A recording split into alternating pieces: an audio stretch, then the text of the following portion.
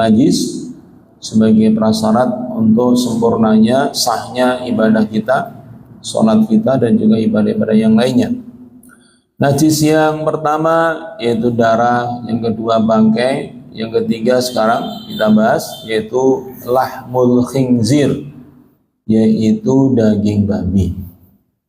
Bisa dikatakan dari 4 madhab itu hanya madhab Maliki yang relatif lebih longgar untuk menyatakan bahwa daging babi itu najis.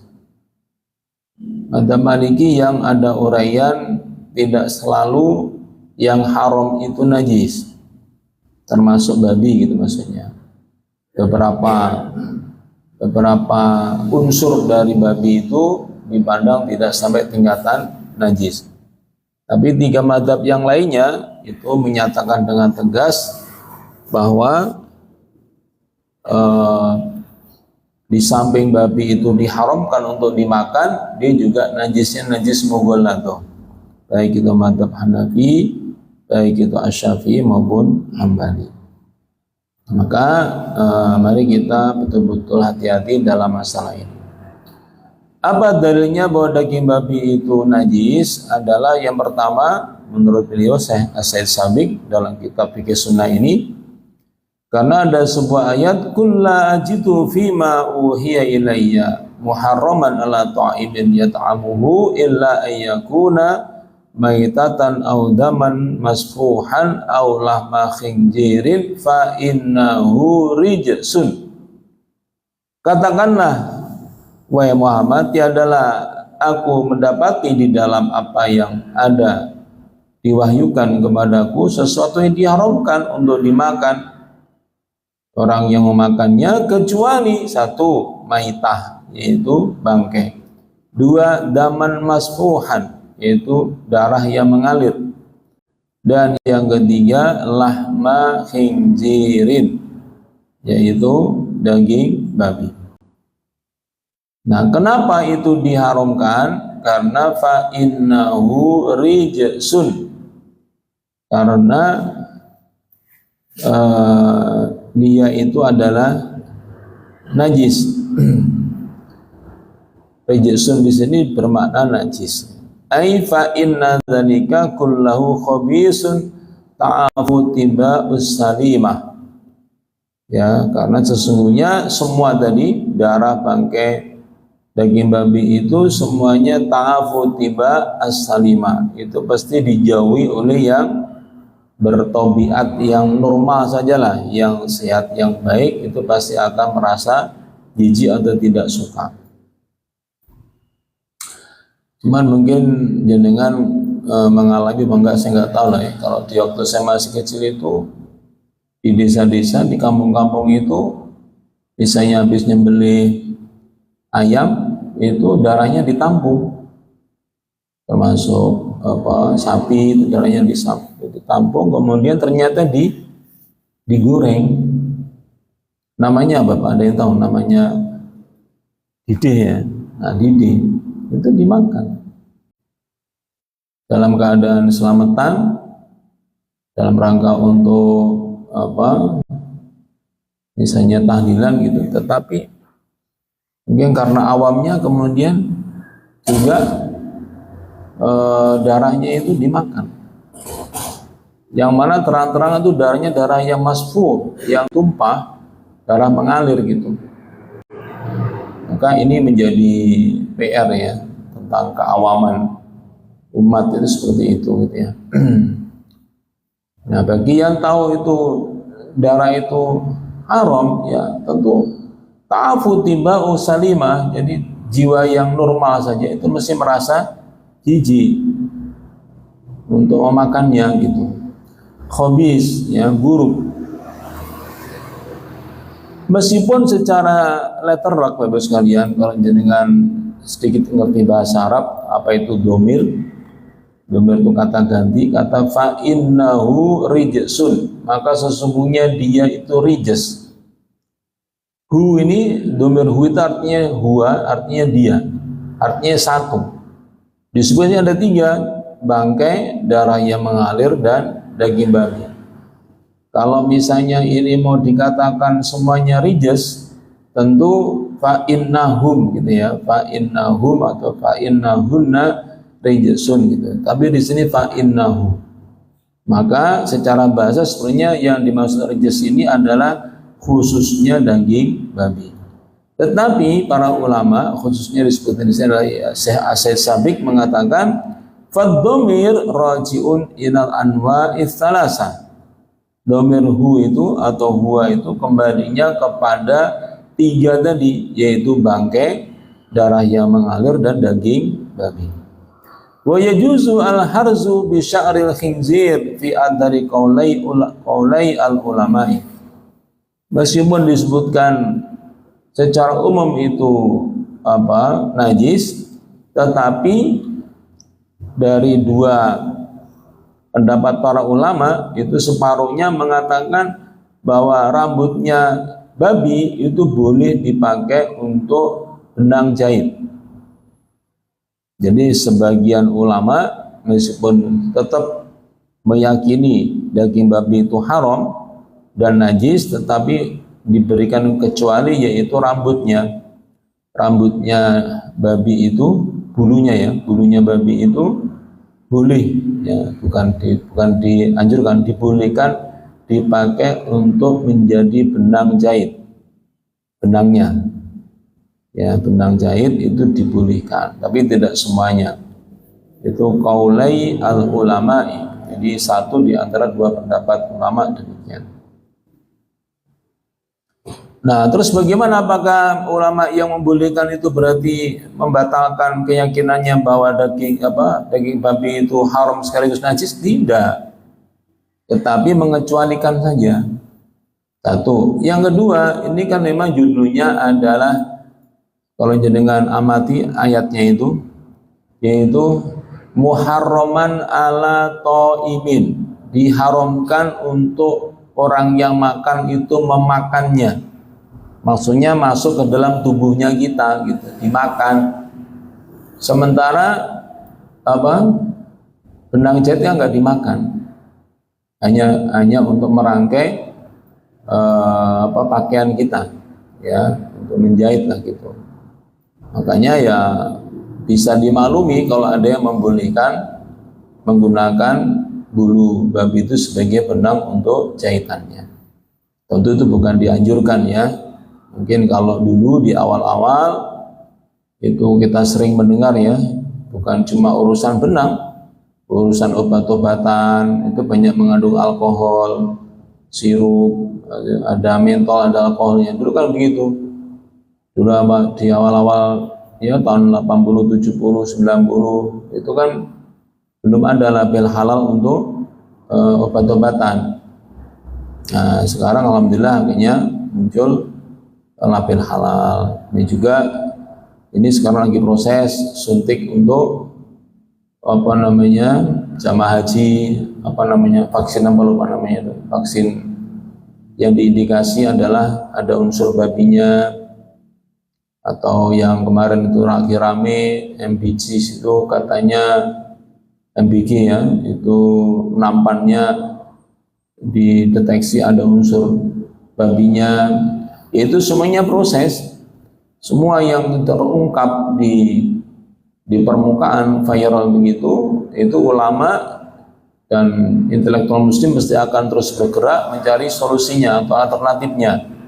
Misalnya benang, mungkin dulu memang bisa dikatakan yang paling mudah, yang paling simpel mungkin benang itu dari bulu babi, mungkin dulu begitu sejarahnya. Lama-lama terus dibuat terobosan-terobosan, akhirnya bisa ditinggalkan bulu babi itu. Ternyata banyak pilihan untuk tidak harus bulu babi.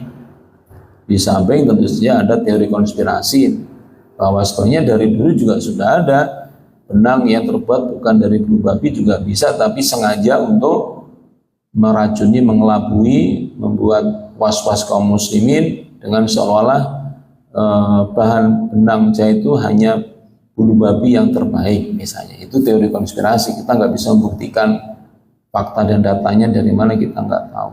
Ya sebagaimana sama, misalnya vaksin meningitis itu kan bertahun-tahun jamaah haji itu ternyata menggunakan bahannya itu salah satunya ada unsur babinya. Apakah betul itu dari awal memang hanya itu yang bisa menjadi bahan babi itu misalnya, ataukah sebenarnya itu karena tidak ada yang tahu, setelah tahu mungkin dicari penggantinya mungkin akan menjadi ada. Nah, itu urusannya para ahli kedokteran, ahli obat-obatan kaum muslimin, pakarnya itu yang tentu saja harusnya bergerak, dan saya yakin sudah bergerak terus. Jadi sekarang kesadaran kaum muslimin sedunia tentang pentingnya menjaga kehalalan makanan itu sudah luar biasa ya. Kalau ada temuan, kita khusnudzon pasti akan segera ada alternatif atau solusinya untuk mengatasi masalah itu gitu ya. Itu yang ketiga, najis yang ketiga. Namanya najis mughalladh, artinya najis berat. Ya kalau kita megang babi, daging babi, ya keseluruhannya lah untuk ihtiyatnya, untuk kehati-hatiannya itu berarti batal. Ya, bukan batal, berarti dia harus disucikan, dihilangkan maksudnya ya, bekasnya dihilangkan. Mohon maaf, bukan membatalkan, karena batal wudu sudah jelas pada kita sampaikan. Jadi keluarnya sesuatu, angin maupun cair atau padat dari dubur maupun kubul, kemudian tertidur pulas, hubungan suami istri atau pingsan sampai dengan dia tersadarkan dan sejenisnya, itu yang membatalkan wudu. Selebihnya itu najis yang diizalah, dihilangkan, dipastikan supaya tidak ada lagi, baik di tiga tempat, yaitu di tubuh kita, di pakaian kita, maupun di alas atau tempat sholat kita. Nah itu ya untuk poin yang ketiga, yaitu najisnya daging babi. Mungkin itu sebelum dilanjutkan, ada yang mau tanya? Silakan. Nggih, monggo. Yang diharapkan itu kan untuk dimakan, yang kemungkinan berdampak pada jasmani dan rohani. Tapi kalau tentang kulit itu digunakan sebagai alat dan aksesoris, itu kan tidak mengaruhi jasmani rohani. Dan itu yang perlu dikontrolkan, dijelaskan, karena banyak di masyarakat itu yang dicampur lakukan. Iya. Baik, jadi memang dari 4 madhab itu 3 madhab, yaitu satu madhab, yaitu madhab Maliki yang menegaskan bab itu, yaitu bahwa sesuatu yang pertama, sesuatu yang haram itu tidak otomatis najis. Nah, kemudian bagaimana kalau misalnya orang itu karena dalilnya itu adalah diharamkan itu di ayat ini adalah urusannya untuk dimakan, artinya masuk ke dalam tubuh manusia. Bagaimana kalau ternyata hanya dimanfaatkan saja, tidak untuk masuk dalam makanan, misalnya alat ya, berarti alat ya. Kalau kosmetik kan juga masuk nanti, meresap kan. Kalau kosmetik kan nanti misalnya bedak atau apa, berarti kan akan meresap ke tubuhnya manusia juga. Ya mungkin sisir itu ya, yang pernah ramai itu sisir, kuas, tas ya, jaket, celana, sepatu, nah itu ya, itu yang pernah rame itu. Nah,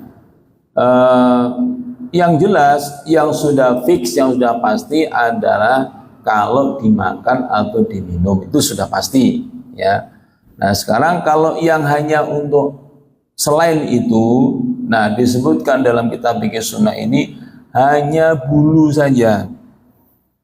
Jadi beliau, saya Sabik hanya berani untuk mengecualikan yang boleh dimanfaatkan itu adalah bulu saja.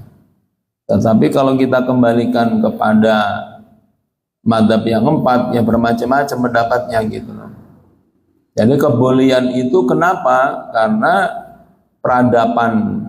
peradaban itu bertumbuh, berkembang, dan berubah-ubah, berbeda-beda gitu loh.